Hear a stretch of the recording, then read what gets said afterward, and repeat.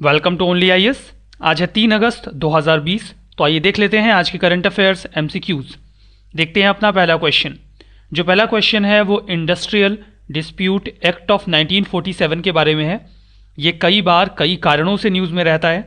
पहला स्टेटमेंट ये कहता है कि इंडस्ट्रियल डिस्प्यूट्स एक्ट पूरे इंडिया में इम्प्लीमेंट होता है, एक्सटेंड होता है और ये इंडियन लेबर लॉ को रेगुलेट करता है।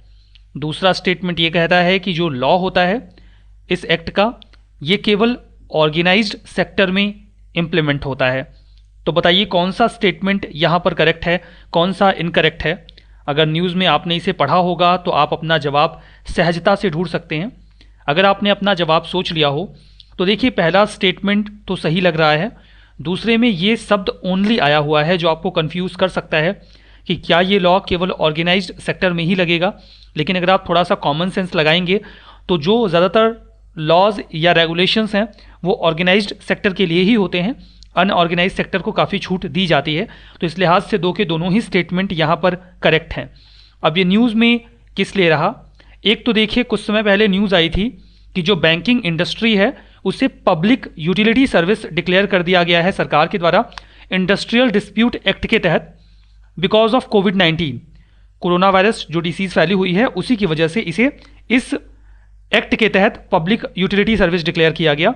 जब भी किसी सर्विस को पब्लिक यूटिलिटी सर्विस डिक्लेयर कर दिया जाता है तो उसके बाद वो स्ट्राइक पे नहीं जा सकते, वो काम को रोक नहीं सकते, क्योंकि अभी हमारी ऐसी स्थिति नहीं कि बैंकिंग सेक्टर जैसा कोई इंपॉर्टेंट सेक्टर अपना काम रोक दे। तो इसीलिए ऐसा किया गया 6 महीनों के लिए, यद्यपि इसे ये डिक्लेयर किया गया था। थोड़ा और रिसेंट में आएंगे तो अभी कुछ समय पहले ही बिल्कुल लेटेस्ट में कर्नाटका गवर्नमेंट ने एक industrial dispute and certain other laws Karnataka amendment ordinance 2020 pass किया है, जिसमें उन्होंने ये भी बोला कि ये चैप्टर 5 भी इंडस्ट्रियल डिस्प्यूट एक्ट ऑफ 1947 का भी अमेंड करेंगे, उसमें कुछ बदलाव करेंगे। तो इस वजह से ये न्यूज़ में है। इसके अतिरिक्त देखिए बैंकिंग सेक्टर को जो पब्लिक यूटिलिटी डिक्लेयर किया गया है वो 21 अप्रैल से शुरू हो चुका है और आने वाले 6 महीनों तक ये इंप्लीमेंटेड रहेगा। ठीक है, कोविड पैंडेमिक की वजह से ही ऐसा किया गया है, कोविड-19 की वजह से।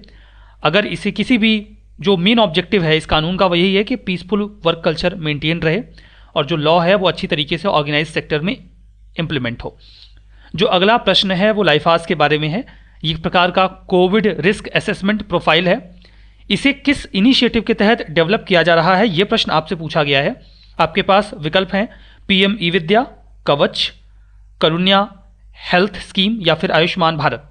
बताइए क्या है इसका सही जवाब। लाइफास न्यूज़ में था। ये देखिए कवच इनिशिएटिव के तहत डेवलप किया जा रहा है, तो बी आपका सही जवाब होगा। कवच इनिशिएटिव में कोविड रिस्क असेसमेंट प्रोफाइल के लिए लाइफास को डेवलप किया जा रहा है। लाइफास एक प्रकार का एंड्रॉयड एप्लीकेशन होगा। आप इस एप्लीकेशन को डाउनलोड करने के बाद अपने रियर फोन कैमरा के ऊपर कुछ समय के लिए अपनी जो इंडेक्स फिंगर है उसे रखेंगे तो वो आपके कुछ जो पल्स हैं या ब्लड वॉल्यूम चेंजेस हैं उनको मेज़र कर लेगा और बता पाएगा कि स्थिति कैसी है कोविड-19 को लेकर आपकी। Department of science and tech ने एक्यूरी लैब्स को सेलेक्ट किया है, बैंगलोर बेस्ड स्टार्टअप है, इसे डेवलप करने के लिए। जो अगला प्रश्न है वो सीवीसी के बारे में है, सेंट्रल विजिलेंस कमीशन के बारे में। यहाँ पर जो स्टेटमेंट आपको दिए गए हैं वो तो कन्वेंशनल है, लेकिन सीवीसी अक्सर न्यूज़ में रहता है, हाल फिलहाल में भी न्यूज़ में था। पहला स्टेटमेंट ये कहता है कि जो सीवीसी है सेंट्रल विजिलेंस कमीशन, इसका स्टेटस ऑटोनॉमस है और ये किसी भी प्रकार की एग्जीक्यूटिव अथॉरिटी से फ्री है। दूसरा स्टेटमेंट ये कहता है कि अपनी रिपोर्ट को प्राइम मिनिस्टर को सबमिट करते हैं और तीसरा स्टेटमेंट ये बोलता है कि इसे के संथानम कमेटी के रिकमेंडेशन पे स्टैब्लिश किया गया था। तो बताइए कौन सा स्टेटमेंट सही है, कौन सा गलत है। अगर आपने अपना जवाब सोच लिया हो तो चलिए बात करते हैं। देखिए अगर आप थोड़ा सा ध्यान देंगे इन दोनों स्टेटमेंट में तो आपको एक कॉन्ट्रडिक्शन मिलेगा।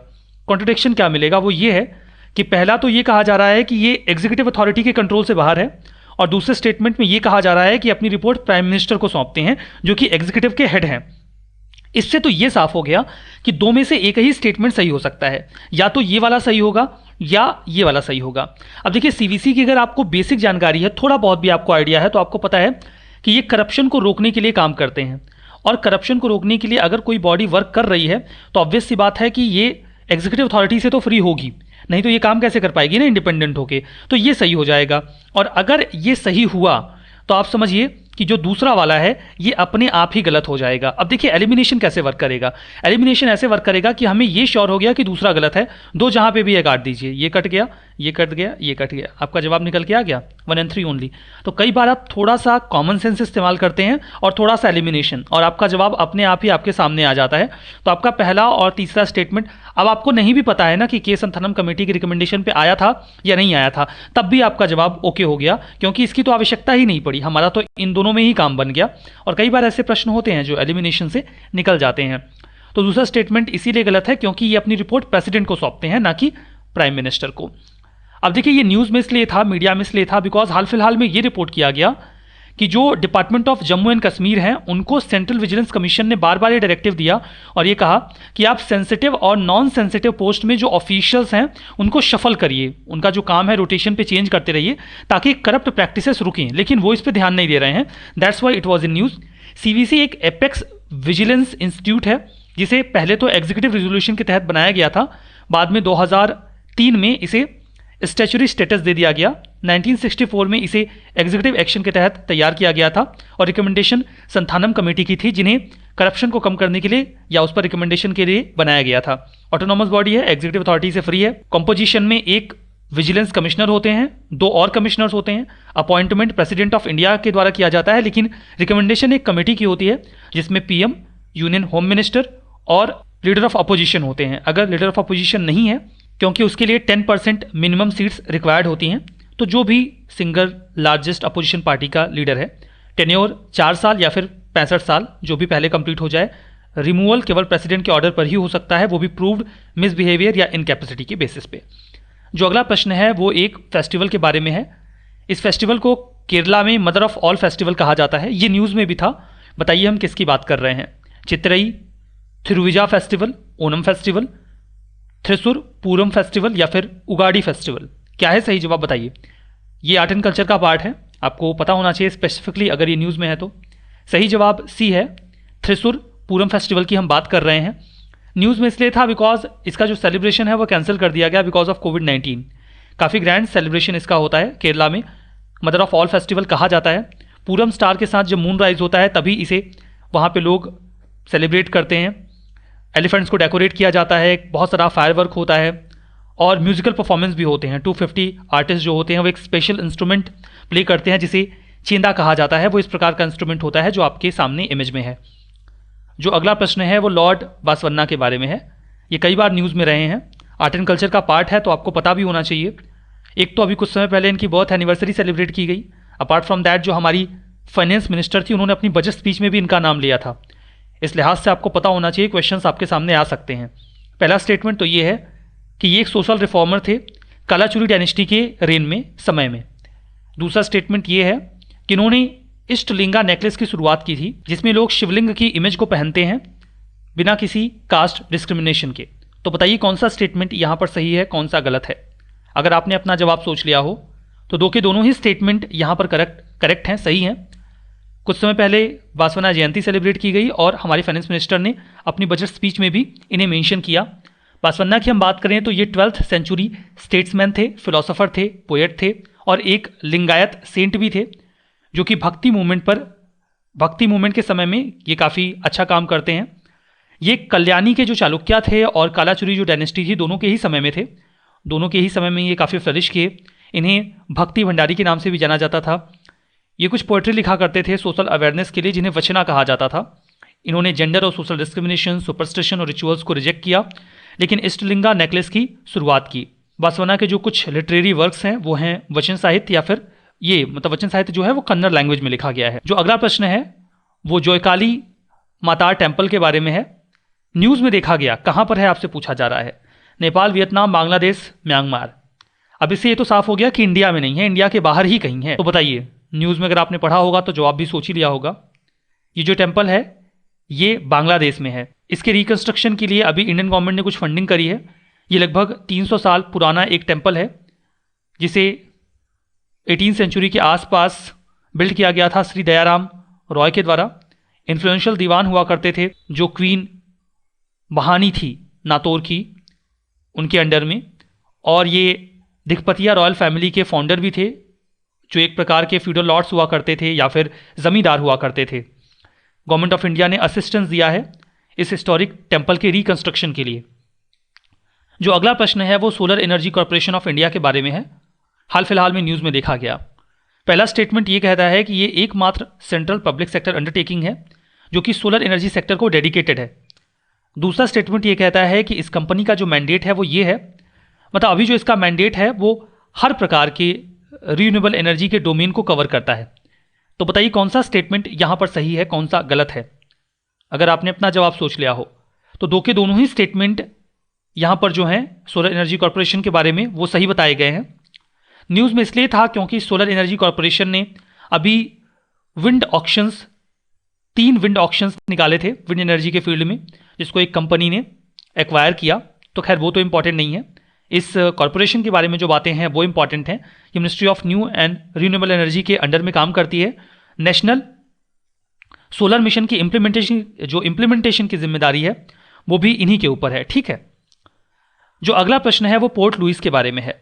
न्यूज़ में देखा गया कहाँ है, लोकेशन पूछी जा रही है आपसे। मैपिंग के पार्ट में लोकेशन बेस्ड क्वेश्चंस पूछे जाते हैं। ऑप्शंस हैं Pacific ocean, Atlantic ocean, Indian ocean या फिर आर्कटिक ओशन। सही जवाब चूज करिए। न्यूज़ में भी था और ज्योग्राफी बेसिक्स में भी आपको ये सारी चीज़ें तो देखनी ही होती हैं मैपिंग बेसिक्स में। सही जवाब सी है, इंडियन ओशन में आपको मिलेगा। हमारे जो प्राइम मिनिस्टर नरेंद्र मोदी जी हैं वो अपने मॉरिशस के जो काउंटर पार्ट हैं प्रविंद जुगनौथ, उनके साथ उन्होंने एक सुप्रीम कोर्ट इनॉग्रेट किया पोर्ट लुइस में, जिसको इंडिया ने अपना ग्रांट असिस्टेंस दिया था। जो पोर्ट लुइस है वो कैपिटल सिटी भी है मॉरिशस की इंडियन ओशन में। लोकेशन देखिए ये है इंडिया, और इंडिया के साउथ में आएंगे तो यहाँ पर मेडागास्कर के ईस्ट में आपको मॉरिशस मिलेगा और यहीं पर उनकी पोर्ट सिटी है पोर्ट लुइस। ठीक है, जो कि उनकी कैपिटल भी है। यहाँ पर जो अगला प्रश्न है वो मैपिंग पे है। आपसे पूछा गया है कि हीराकुंड डैम कौन सी नदी के ऊपर बनाया गया है। ऑप्शंस हैं गोदावरी, भागीरथी, महानदी और सतलज। क्या है सही जवाब बताइए। सिंपल सा एक क्वेश्चन है, अगर आपने इस रिवर के बारे में पढ़ा होगा तो ये डैम आपकी निगाह के सामने से ज़रूर गुजरा होगा। अगर आपने अपना जवाब सोच लिया हो तो सही जवाब सी है। हीराकुंड डैम को महानदी रिवर के ऊपर उड़ीसा में बनाया गया है। ये first major multipurpose river valley project था जो कि इंडिया की आज़ादी के बाद स्टैब्लिश किया गया। महानदी एक इंपॉर्टेंट रिवर है ईस्ट सेंट्रल इंडिया की। सिहावा माउंटेन से छत्तीसगढ़ में ओरिजिनेट होती है, छत्तीसगढ़ उड़ीसा से गुजरते हुए ये बे ऑफ बंगाल में गिर जाती है। लेफ्ट बैंक ट्रिब्यूटरीज हैं शिवनाथ, मांद, इब, हसदेव, और राइट बैंक में ओंग, पेरी, जोंक और टेल मिलेंगे। महानदी रिवर अपनी फर्टाइल सॉइल और फ्लरिशिंग एग्रीकल्चर के लिए भी जाना जाता है। ये जो ट्रिब्यूटरीज हैं वो दिखाई गई हैं हसदेव, मान, इब और शिवनाथ। इस तरफ से आएंगे तो जोंक, ओंग और टेल। ठीक है, अगला प्रश्न गोदावरी रिवर के बारे में है।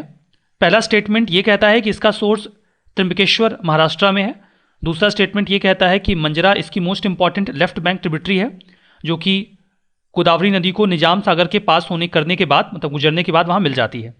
बताइए कौन सा स्टेटमेंट सही है, कौन सा गलत है। यहाँ पर देखिए पहला स्टेटमेंट तो बिल्कुल करेक्ट है, लेकिन दूसरा इनकरेक्ट है, क्योंकि जो मंजरा है वो एक बहुत ही इंपॉर्टेंट ट्रिब्यूटरी तो है बट राइट बैंक है। तो कौन सी राइट बैंक है, कौन सी लेफ्ट बैंक है, ये आपको पता होना चाहिए। इंडिया की सेकेंड लॉन्गेस्ट रिवर है गंगा नदी के बाद। त्र्यंबकेश्वर महाराष्ट्र में ओरिजिनेट होती है और महाराष्ट्र, तेलंगाना, आंध्र प्रदेश, छत्तीसगढ़, उड़ीसा इनसे गुजरते या उनको अपना पानी देते हुए बे ऑफ बंगाल में गिर जाती है। लेंथ और कैचमेंट एरिया के हिसाब से गोदावरी लार्जेस्ट पेनिनसुलर रिवर है। इसे वृद्ध गंगा या फिर दक्षिण गंगा के नाम से भी जाना जाता है। लेफ्ट बैंक ट्रिब्यूटरीज हैं धरना, Penganga, Wainganga, Wardha, Pranhita. Right bank tributaries में प्रवरा, मूला, मंजरा, पेडवगु और मानेर। मंजरा एक इंपॉर्टेंट राइट बैंक ट्रिब्यूटरी है। ये बातें आपने समझ ली। देखिए ये गोदावरी की लोकेशन है, आप देख रहे हैं काफ़ी लंबी नदी है ये दक्षिण भारत की। ठीक है, कुछ कोर्सेस अवेलेबल हैं ओनली आईएएस पे dedicated prelims program, PSIR, sociology optional, आप इन्हें अवेल कर सकते हैं। और करंट अफेयर्स की टेस्ट सीरीज जल्दी ही आपके लिए अवेलेबल होगी। इन कोर्सेज को आप video.onias.in पे जाके एक्सेस कर सकते हैं। कल के मैपिंग के पार्ट में आपको हिमालयाज के बारे में पढ़ना है और वहीं से आपको क्वेश्चंस दिए जाएंगे। अपना स्कोर कमेंट बॉक्स में बताना मत भूलिएगा। इस सेशन में बस इतना ही। Thank you very much.